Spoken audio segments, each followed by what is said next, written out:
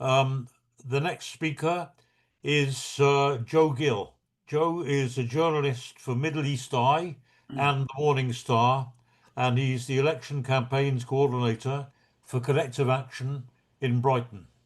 So, Joe, welcome. Many thanks, many thanks. Great to be here, honored to be on this sort of speaking list. I'm going to start with the world situation.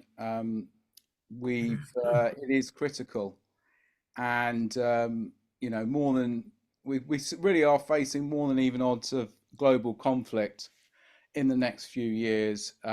We've got the domination of military industrial interests in government, here and across the West. Capital has decided that war is the best way to restore profitability. And we heard that from Keir Starmer just this week, talking about a battle ready country and everyone being involved in it. Well, I personally don't want to have any part in his sort of war economy. What we're seeing in Gaza and the Middle East is genocide and ethnic cleansing supported by the West. We are seeing growing criticism of that from Europe and the UK.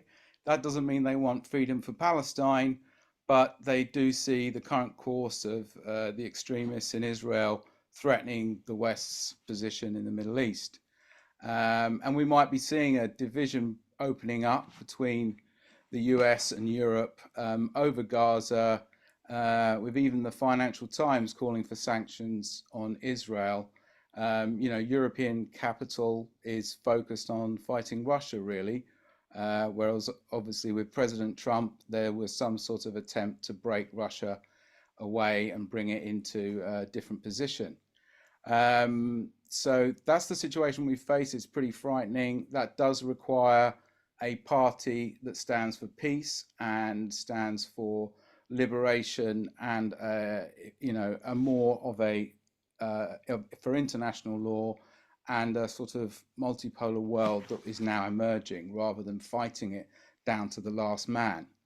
And obviously other speakers have talked about the rise of reform. We have now created the idea of migrants and Muslims as the sort of enemy within, alongside trans people and this strange thing called the woke. Acceptable racism is now back, and we as a movement need to defend its victims with solidarity and also presenting people with counter narratives. I wrote a piece just the other day for Collective Action, where we are in Brighton Hove, which I titled 6 Ways They Lied to You About Immigration. And that was connecting the way Brexit and UK capital needs high migration to function, while at the same time demonizing migrants. And I think it was Gary Stevenson, the economist, who said that for the billionaire class, they both want high migration, but they also want people to be hating on migrants.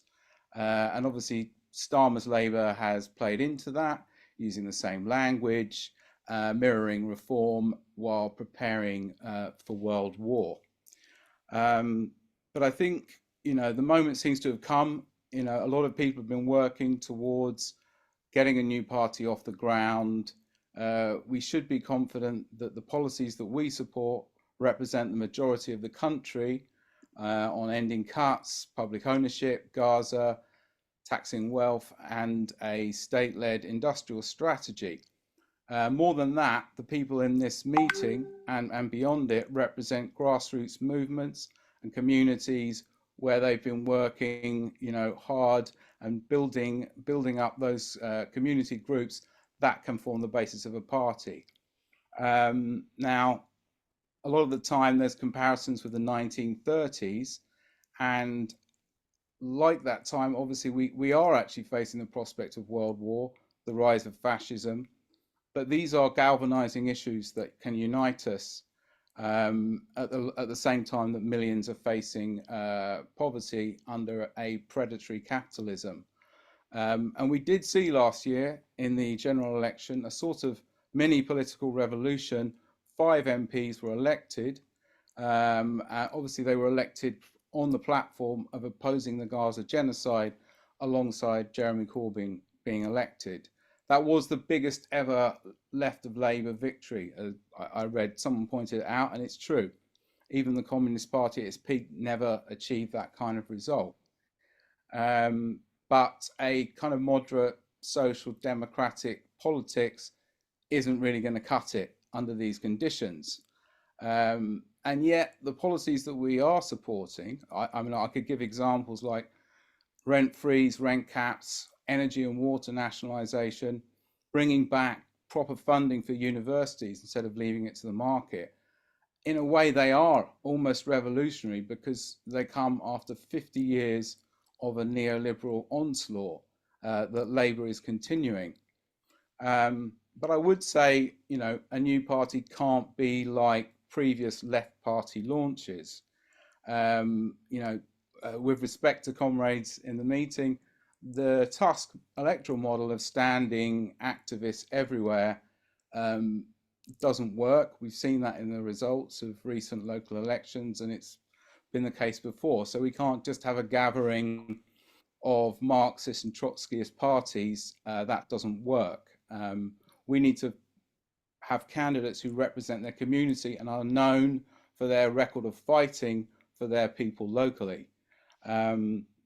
And so I don't know where I am with time, but I think there are 4 elements that the party will need to build a coalition that could work and that can get somewhere.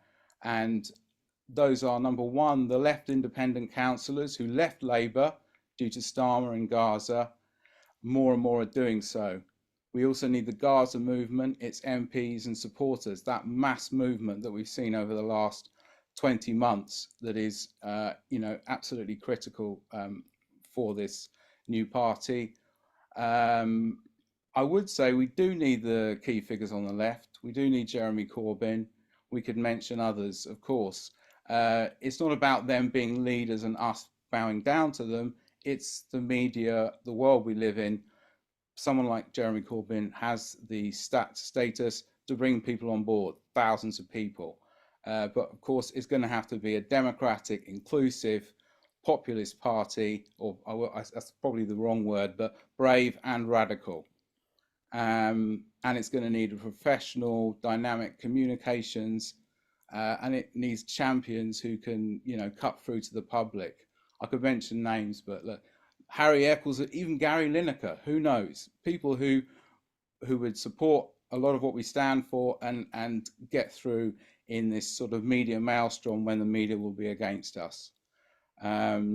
We are at a turning point historically. Paula Peters, the brilliant leader of DPAC, said the other week in Brighton that you have to win people over one conversation at a time, on the bus, in the street and at work. So let's do this. Thank you. Yeah, thank you, Joe.